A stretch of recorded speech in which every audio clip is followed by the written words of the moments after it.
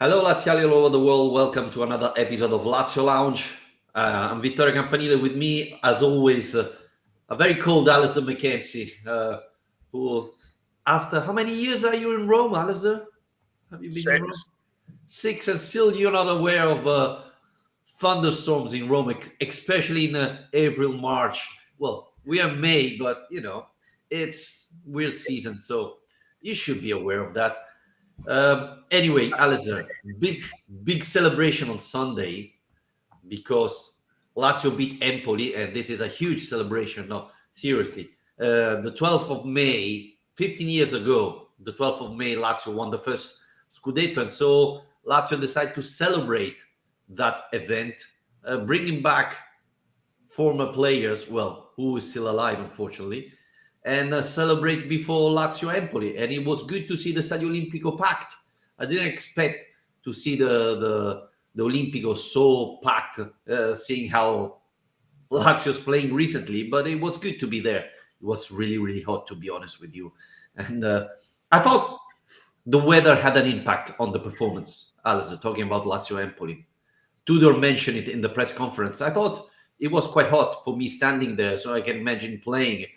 It was not easy for players, right?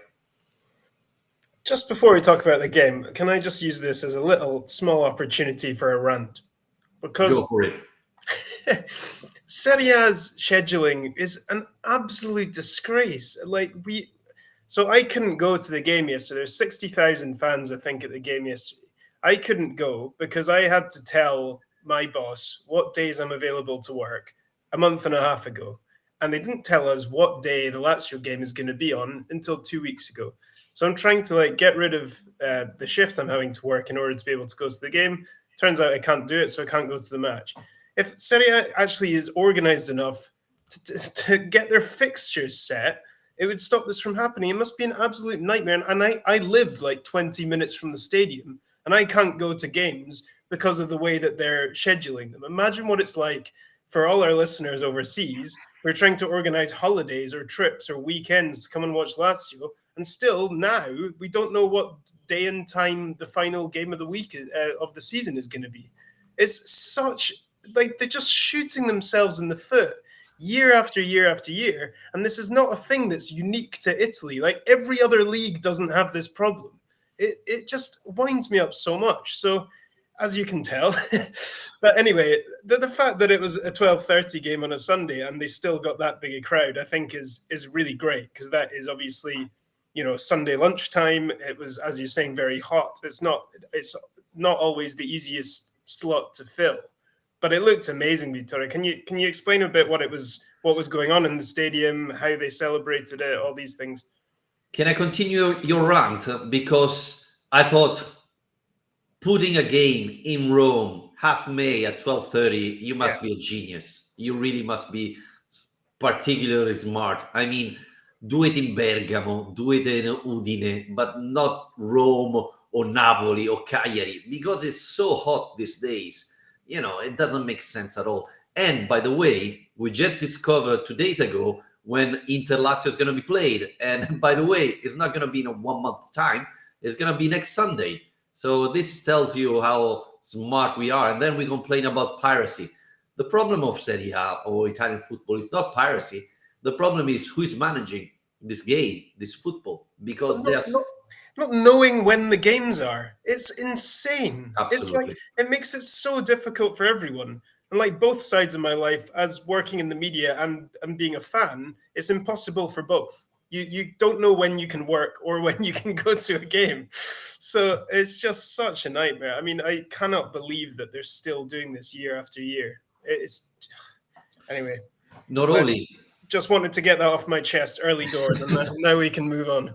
Yeah, there are a lot of things to talk about, because obviously Atalanta has been complaining about the schedule, but the Stadio Olimpico, where the Coppa Italia final is going to be played, is going to be used for the European athletics. So, it's a sort of nightmare, but maybe we can talk about the stadium update later. As usual, Lazio said, well, the party is going to start at 11 o'clock. It wasn't. It started at 11:30. And it was funny because the speaker announced, here are the Lazio player who won the Scudetto in 1974, and the Empoli players come in. So that was funny enough, but you know, uh, it was nice. It was nice because, well, the players that are left and the parents come in, and they went on the pitch, and they positioned himself like if they were starting the game, like on a 4-3-3. So that was nice. Then they did the roundabout of the stadium, and so on, and it was nice. Luckily enough, Lotito didn't talk because there were rumors that Lotito would have come there and celebrate, and I said this is going to turn into a nightmare. But luckily he didn't speak. He spoke afterwards. Another thing we have to talk about, Alasdair, because Lazio had an amazing shirt to celebrate the 15 years of the first Scudetto. There was the goalkeeper one and the players one. Well, another smart move from Serie A. Mandas didn't wear the celebrative shirt because Empoli was wearing a black shirt, just like Mandas. I mean, Empoli has a white shirt. Why didn't they force Empoli to wear the white shirt so that Mandas could wear the celebrative shirt as all the other type of players? I mean, this is ridiculous. I think I know the answer to that, actually. I only found this out quite recently, but apparently you can't have two light shaded shirts at the same time. So even if one is blue and one is white, for people who have color blindness, they need to basically have a dark shade and a light shade. I've not absolutely double checked if this is true or not, but this is what I've heard. So every game has to have a dark shade and a light shade. So you couldn't have a light blue and a white shirt playing against each other, because for someone with color blindness, they'd see it the same on TV. So anyway, a boring response to your question, but I get the point. Yeah, well, the goalkeeper and the referee had the same color shirt, so why that's so it's possible and the other thing not. So it doesn't make sense. Anyway, so that ruined a little bit the celebration because I bought the goalkeeper shirt and was ready to see Mandas wearing it. Instead, Manda had the normal one, and the party continued later at the auditorium. So it was a busy day, I would say, for Lazio fan. But my biggest concern, Alasdair, was hoping that the player didn't ruin the party, maybe losing or not winning against Empoli, which luckily enough didn't happen. Yeah. If I could just add one thing, I mean, it was really, I thought, cool to see the other parts of the stadium doing the choreography stuff, because we're so used by now to the Curva Nord putting on these amazing spectacles before the derby and so on and big games. But on Sunday, it was the Tribuna Tevere that had the huge Meravigliosa across it, and then in the Curva Maestrelli is what they're calling it, isn't it? Which is really the Curva Sud, where they had the kind of like Panini sticker style flags of players from the 70s team and stuff. I just thought that was really cool, seeing that. Yeah, that organization and kind of pageantry being extended to other parts of the stadium as well. And it does look amazing when it's that full. I wish it would happen more often, but for a celebration like that, I think it was really important that as many people as possible did get there, which kind of explains why I started this podcast with my big rant, because I was really annoyed that I couldn't be there. Yeah, and we have to say that a lot of tickets have been sold in the last couple of days or so, because till Friday they were expecting 40,000 people there. So especially because after Monza Lazio, I mean, that was a dreadful game. So you couldn't see a lot of fans coming in. But luckily they did. And yeah, it was a good atmosphere, to be honest. Not a great game. I guess we're going to talk about it. But in the end, 3 very important points, right, Alasdair? We are sure to be playing a European competition next year. Yes. Just to wrap up on the 74 team, we did do a podcast about them, 2-3 years ago now? Yeah. If you search our channel for the 1974 Scudetto, we did a proper deep dive into that story and got really into it. So if you're interested in it, there is something there. Amazing story, so worth listening to, I'd say. Yeah, the game. I think these 12:30 kickoffs are always a bit sleepy as matches anyway. When you throw on top of that, the sun was out. It was really hot, like you said, and yeah, I don't know. It felt like a sleepy game for quite a while. And to be honest, like you say, important 3 points, significant for getting us into Europe for next season, but not necessarily probably a typical result where the result doesn't really reflect the performance. 2-0 looks and sounds very comfortable, but it wasn't always comfortable, was it? It was never comfortable. I would say sorry. The final 3 minutes, maybe. I mean, Mandas man of the match, I would say easily, Yeah. right? He made 3 unbelievable saves. Well, maybe 2 unbelievable saves and a good one. So that's definitely important. And Alasdair, to our listener, we have to talk about this because last week in Rome, a lot of rumors have popped out about the goalkeeper situation, right? A couple of journalists said, if Provedel doesn't start against Empoli, then this is a sign that Tudor have changed and Mandas is the starter and the Provedel wants to leave, etc., etc. In the press conference that was surprisingly on Friday, so 2 days before the game, Tudor explained that Provedel it's able to play now, but hasn't got 90 minutes. So he's not ready to start and probably will start next weekend against Inter. And so Mandas is playing simply because Provedel is not fit. So no discussion, no, rumors of Provedel unhappy, wants to leave, etc., etc. But do you think after this performance, things will change? Because obviously, when you're a manager and you have a player that's playing well, it's tough to take him off, right? Yeah. I ended up having a few interesting chats with people on Twitter yesterday about this because it's funny this situation Lazio have ended up in, because last season, after signing Maximiano and Provedel in the same summer, we don't need to tell the whole story again, but Maximiano was supposed to be the number one, makes the mistake, Provedel pounces, and then you spend the rest of the year talking about what we're going to do with Maximiano. We spent this money on him, he's supposed to be the number one, blah, blah, blah. This season, there was not supposed to be any confusion about the number one is. But now, not only that Mandas has come in and done so well, but that he's come in and done that under a new coach mostly. That's meant that Tudor, we can't be quite as certain anymore about Provedel's undisputed position. I think he still has to be the number one. But it is very interesting as well, where if you're considering the future of both or offers for either, you can make arguments both ways, I think.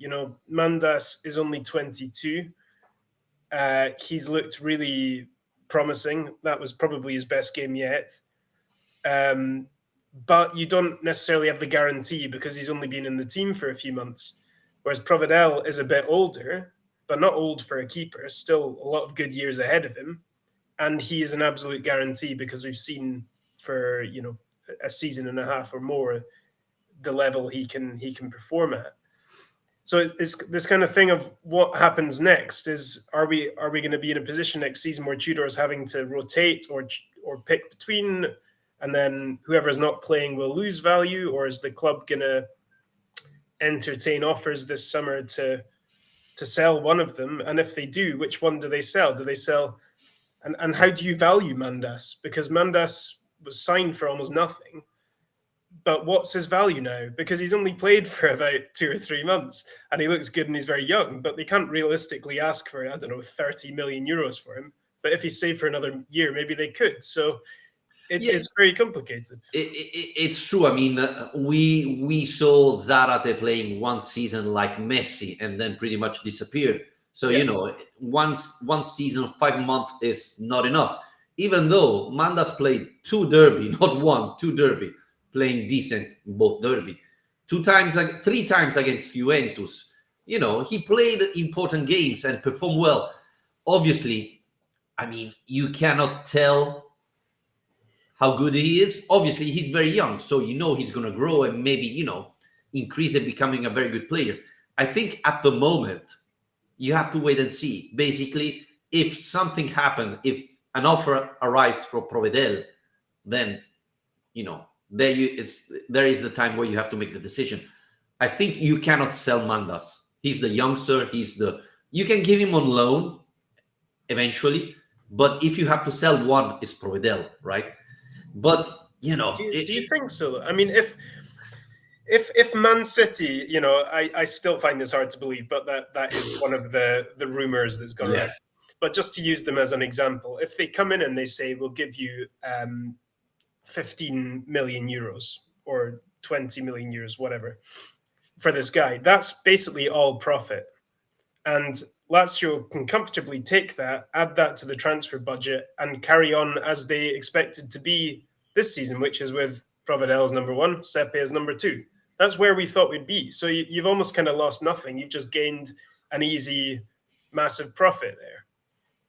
But it could be the same the other ways, right? You paid Provedel 3 million euros. So if they come and offer you 40 millions, it's 37 million profit, and you got rid of a 30 years old player. Yeah, that's also true. I mean, I think one of the responses I had yesterday about this was basically saying, whatever the first offer is, just take it. Probably. Well, I don't know. Now, this is the problem.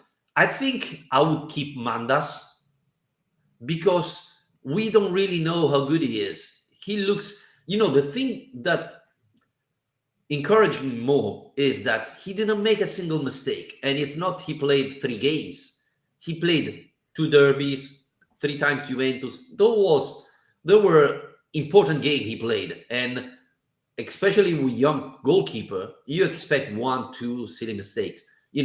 Everybody's celebrating Villar. They went out of the Europe League thanks to Villar, to be honest with you. So, Mandas didn't do that. Mandas made a couple of very good saves and no mistakes so far. So it's really interesting. My point of view is if an offer arrived for Provedel, a big offer, you sell him and you keep Mandas. Otherwise, you keep Provedel and you send Mandas on loan. You don't sell Mandas, at least not this year. You wait the next one and see how things go. I find it hard to see a big offer for Provedel coming in because he's been injured for the second half of the season. Yeah, could be. But, Manchester United has Onana. So, I mean, they can spend some money for a better goalkeeper. Yeah, but I don't know. I think Provedel, for me, is still... You have to look at him as the better keeper. You just do, because he's proven a lot more. And let's be honest, we wouldn't have finished second last season if it wasn't for Provedel. I mean, he was absolutely incredible last season. And especially at a time when the defense is looking as shaky as it is. I think what we've learned from Tudor's spell so far is that whoever it is next season is going to be very busy because the Lazio goalkeeper is probably going to have to make a lot of saves. Well, talking about next season, I think we have to make at least 2 central defenders signing, right? If not 3, because Casal again didn't start yesterday. And, we didn't have that many options. His eye played the central defender. And, Tudor preferring to play with his eye central defender rather than with Casale. That tells you a lot, right? That's concerning, I would say. Yeah, but then if you flip it, it is impressive what he's achieved. And, I know you asked our listeners about that yesterday. Maybe we can have a look at some of the responses. But he's won... 4 home games in a row now. He's picked up the most points of any team in Serie A in the spell he's been in charge, I think, level with Inter. Yep. It's, he came pretty close to a pretty amazing comeback against Juve in the Coppa Italia. I mean, considering that he's made this huge tactical transformation and that he's having to do, like you say, play Husai as a centre back and make things up with this team because it's not ready for his football. it's been pretty amazing what he's pulled off in terms of results. Yeah, I think so. As you were mentioning, though, we considered a lot, and I mean the fixture has been quite easy. I mean, we played the Derby and Juventus pretty much, right? Yeah, but come on, I mean the easy games have been the problem up until now. So Yes, please remind me what happened 1 week ago against Monza. exactly. But I mean, you look back at this season and it's not necessarily the big matches that we'll reflect on as being the issue. We'll look at Salernitana and Genoa and Lecce and all these Yeah. slip ups against lower table teams. That's where the biggest issue has been. So I don't think we can say Tudor's had an easy run, because if you flip that around, you can say, well, he's actually fixed the team's mentality and how they approach these games, which has been so lazy in the past.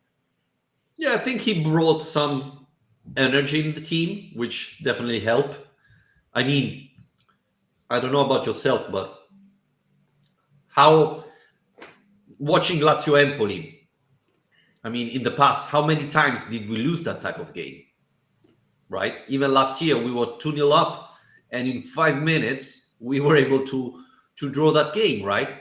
So it was strange in a certain way to see Lazio winning a game where Empoli had pretty much more chances than us, right? So that's definitely encouraging. Yeah, and I doubt this is the reason why he did it, but dropping Luis Alberto is quite a smart like power move for a game like this, because Tudor, we've seen already, he doesn't really care what he'll do what he wants, really, in terms of team selection, and it is incredibly unpredictable most of the time. But the fact that you're dropping one of your best players for a game like this, I mean, that is the kind of move that will wake this team up. And whereas if you're doing what's happened in the past and you're just picking the same 11 over and over again, they can kind of wander into this. It's a hot day. They're like, yeah, we'll probably win. They're in the relegation zone. Let's just go through the motions. But if you go and drop Luis Alberto, the team might suddenly be like, oh, wait, crap, I'm going to have to perform here because I'll be out of the team if I don't. So I don't know if that had any impact like that, but it's an interesting thought. Do you think this is the end of Luis Alberto with Lazio? Well, he wants it to be. I mean, surely you can't come back from that, can you? I mean, even Luis Alberto, for all the stuff he's done over the years, can he really come back from saying, I don't want to take another Euro? Well, he didn't say it like that in the past, but he mentioned a lot of time, I want to go back to Spain. So, yeah, I wasn't surprised. But the thing is, which is surprising me, is Tudor didn't call him up. But then after the game said, well, on Tuesday, we're going to prepare Inter and Luis Alberto will be back with the team. Yeah. I mean, I thought he's out. End of the story, right? Instead, he's back for Inter Lazio. So how is it going to work out? If he perform, if he train well, he's going to be on the pitch Sunday, or just keeping on the squad just to avoid other issues?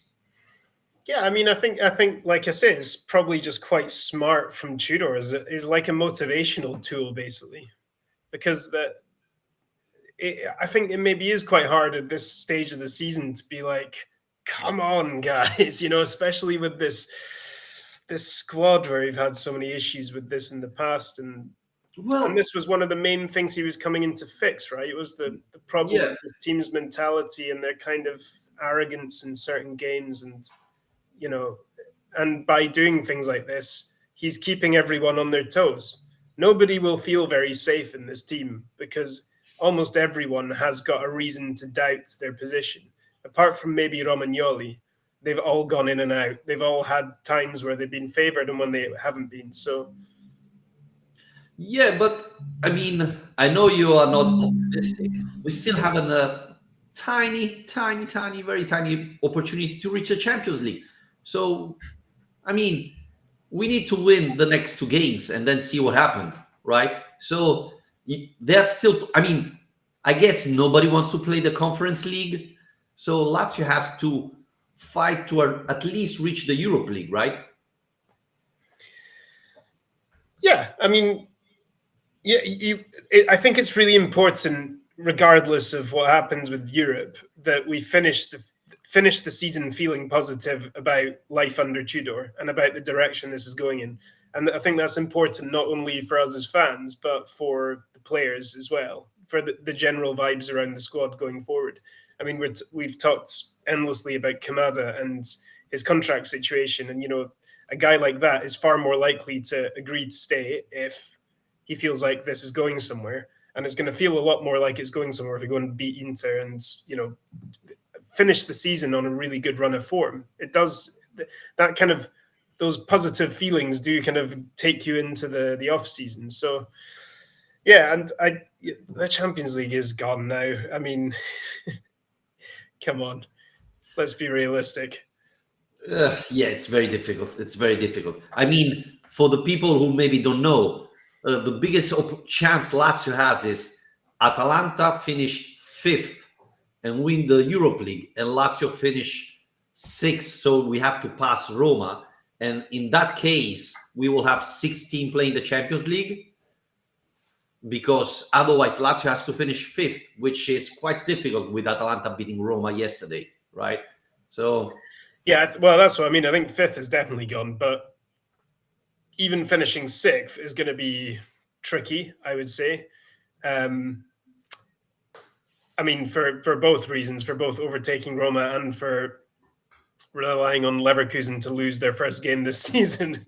I mean, Atalanta, they're looking really good at the moment, but they're still going to be underdogs for that match. yeah, and they are going to play Wednesday the Coppa Italia final. Yeah. Then again Serie A, and then they're playing a lot of games. Gasperini was complaining yesterday about that, so this is going to be difficult. Talking about Lazio Empoli, Ciro Immobile started again. What's your take on his performance?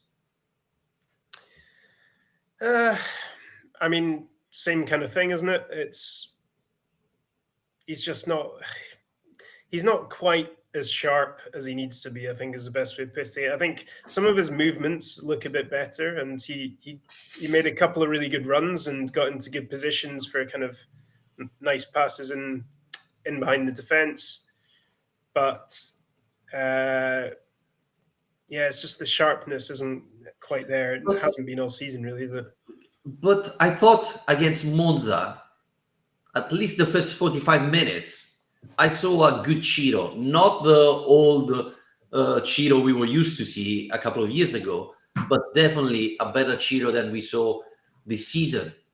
And so I was really surprised to see Immobile really struggling to move on Sunday. It looks to me like he was very slow compared to Monza Lazio. That's what shocked me a little bit. It looks like he was injured. Did you have the same impression? I didn't think he looked injured, no.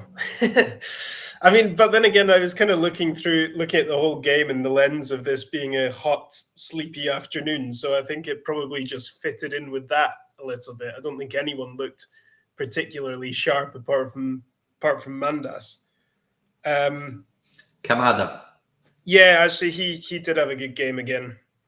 But the thing is, it is really hard to say with Ciro, isn't it? Because now with 2 games to go, we're not going to have a resolution to this question, are we? Of what happens next season? Like, is Immobile and Castellanos going to be enough for next season? One thing that looks absolutely nailed on now is that Castellanos will get a second season, and he looks like he will be relied upon in some way. We don't know if that's going to be as obviously the first choice or not, but that he will still be a part of the team. I don't think we're going to see some sort of transformation with Ciro where he's suddenly the old Ciro again. That doesn't mean he can't still be a part of this squad, but I find it hard with 2 games to go to foresee a future where we're saying, okay, these 2 are going to lead us into the new campaign and that'll be fine. No. We have to hope someone from Saudi Arabia comes to Rome and, offers a big amount of money for Lazio. to Lazio to sign Ciro. Would you not like him to like finish his career at Lazio? He has to accept a different role, which I'm not sure he would, right? I think he still feels like he's the captain and the number 9 of this team. I mean, Radu accepted that role. I don't know if Ciro would, you know. And on the other side, Alasdair, as you were mentioning, I don't think Castellanos and Immobile is a good duo for a team who wants to fight for the Champions League. You need someone who scores goals, and it doesn't look that Castellanos is that type of player. Yeah.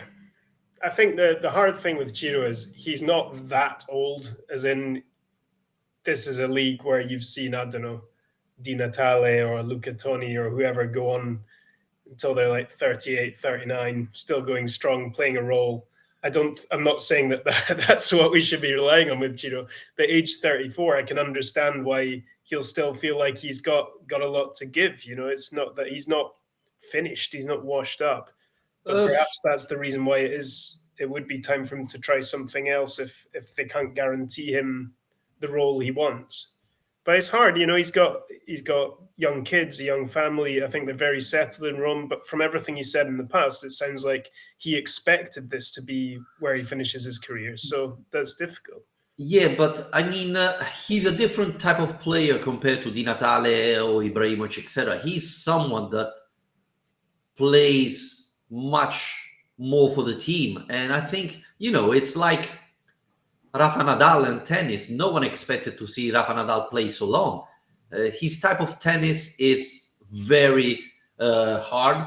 And I think Ciro's the same. Ciro tends to come back and help the defense. And that's a lot of energy he's wasting. If you consider he started 14 years ago, I think physically and mentally, he's struggling. He's not the same player of 4 years ago. So I don't think Ciro can play 3 other years at a top level. Ciro Immobile, the Rafa Nadal of football. Yeah. That's the title of the podcast. Absolutely. And I like how you've made that comparison, like 2 days after Nadal gets knocked out in the second round in Rome. It's the end of Rafa. I'm really sorry, but well, even of Djokovic, to be honest. But yeah, I mean, well, I think it's a really difficult one for the club, and especially because he's a big earner as well. He's on a big contract. When's he? Is it 2026? Yeah, he renewed a couple of years ago. So yeah, we'll have to see how they deal with that one. But yeah, I think like you alluded to quickly there, the Kamada is every week. I mean, I don't think we need to have the same conversation every single week, but he is being a standout player for this team just consistently now, and it's becoming more and more evident as time goes on that they really need to make him a central part of this Tudor team, because like I was saying before, there haven't been many players in this team who can say they can guarantee their place, but he is probably one of them actually. What's your take on Guendouzi? Because yesterday it was probably the worst performance he had with a Lazio shirt.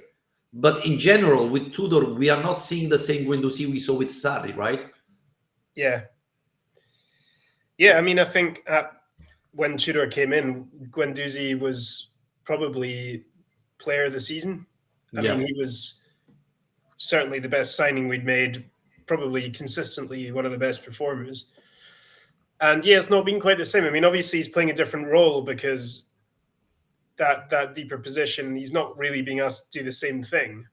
And there's a history there. I think he must have thought, I can't believe what's happened here, when Sarri, who he's spoken openly about how much he enjoyed playing under Sarri and how much of a draw it was for him to come to Lazio to work under Sarri, and all of a sudden he ends up back with the guy he left in Marseille, who he didn't get on very well with by all accounts.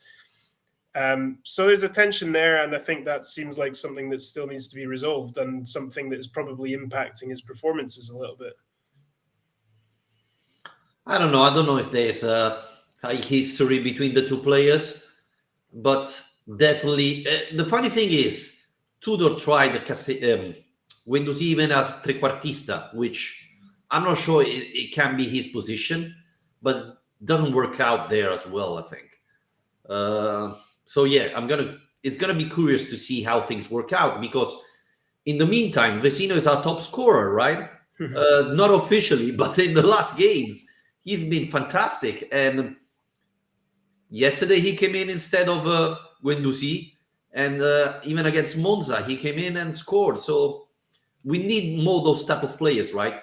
Midfielder who are able to score, because Ciro and Castellano are not going to score a lot of goals.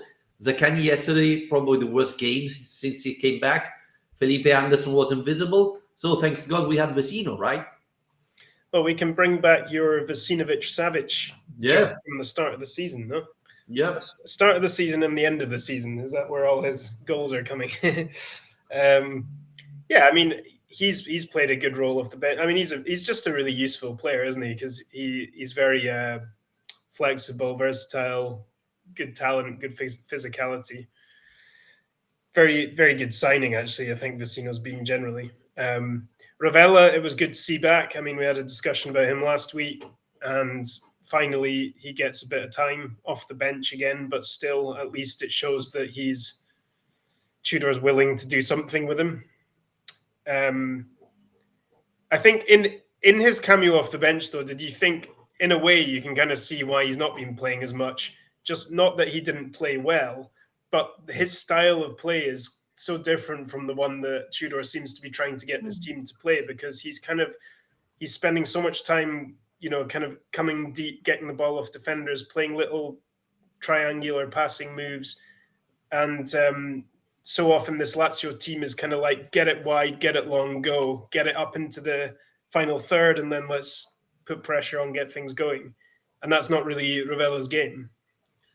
I think that simply, as we were talking before about Mandas, he's been out for a long time, and Tudor gave the opportunity to the other players, and he still have to rank up and recover his position. Now, this time he came in before Cataldi, which didn't happen the last time.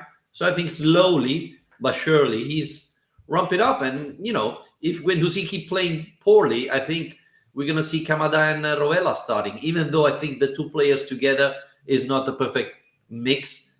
But, I think it's what's happening, right? It's difficult because Vecino is scoring. So I think Tudor will start Vecino maybe on Sunday against Inter. But I thought Rovella had a decent game. Again, I was surprised to see Pedro coming in instead of Isaacsen, who warmed up pretty much all the second half. But then you see him, the assist for Vecino is from Pedro. So makes sense, right? Yeah. Yeah.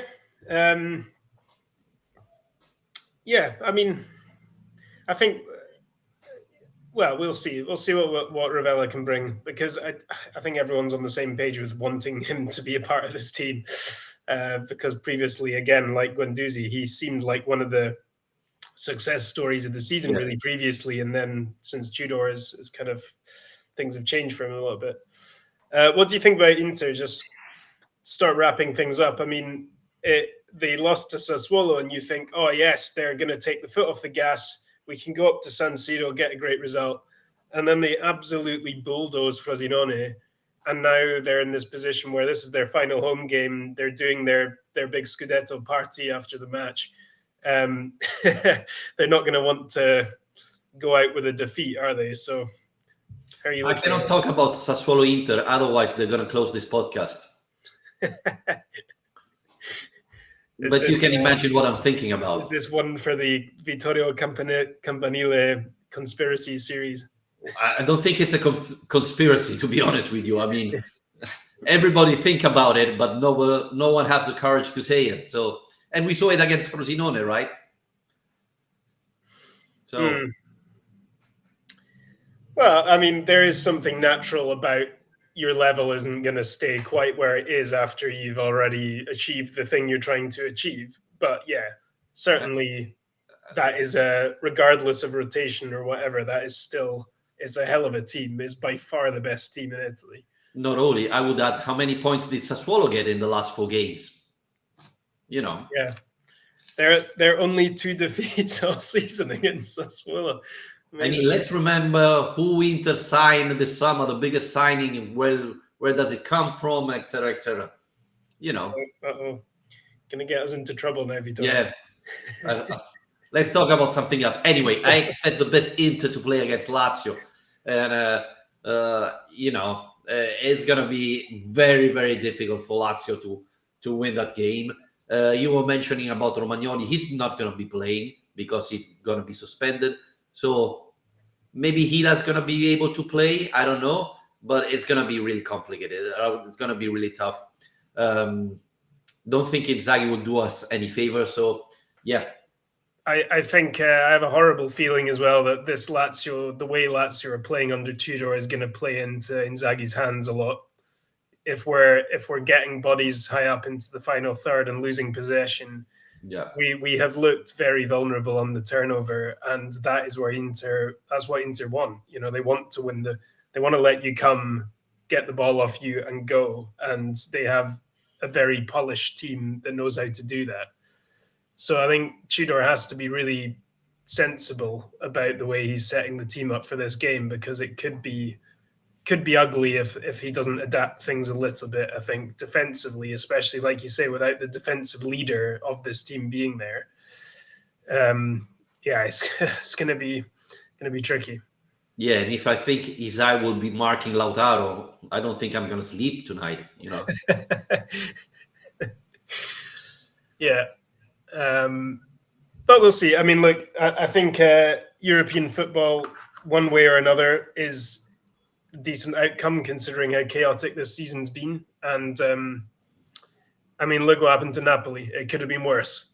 Yeah, absolutely. And we have to thank Napoli because we are probably going to finish in Europa League thanks to them. They're losing every single game or drawing. They've been embarrassing in the last month or so. So even if Lazio doesn't win against Inter, we have a huge opportunity to finish in Europa League. Not Champions League, but Europa League should be safe. So this is important. Again, and we said it every single year. We hope that next season Lazio will play Europa League to win it, not as an annoying thing that we have to do, like, it's a homework we have to do, but we hate it. Because we are seeing every season, Atalanta is in the final. Last year, the other team of Rome was in the final. The Europa League is an important competition. Only Lazio and Napoli are snobbing it, and it drives me crazy every single season. Yeah, totally with you. Always have been on that one. And I think the club has to do a lot more as well to try and generate a bit of enthusiasm and generate excitement and get tickets sold and find a way of, selling this competition to the more skeptical fans out there, because it would be great to have a proper run in this competition. I mean, look at the way it's generated excitement and enthusiasm for Atalanta, for Roma the last couple of years. I mean, even Fiorentina in the Conference League as well. I mean, yeah, and you get a lot of money out of it. And I think since they introduced the third competition as well, the Europa League has become an even stronger competition. I think I really enjoy it. I do genuinely think it's a great competition that has a lot more interesting matchups, to be honest, half the time than the Champions League. And it's got a better theme tune. So, And we have to add something before we wrap it up. I'm very late. This season, no Champions League team will go to Europa League. When they're out of the Champions League, they're out. So this will definitely help Lazio. Even though, Alasdair, I don't remember a team relegated from Champions League winning the Europa League.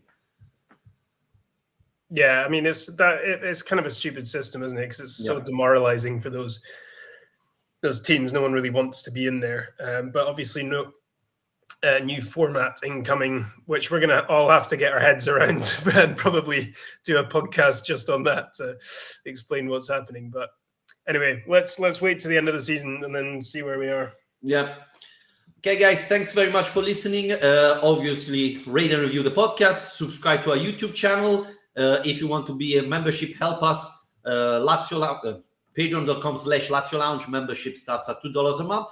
And we're going to be back next Monday after Inter Lazio. Take care.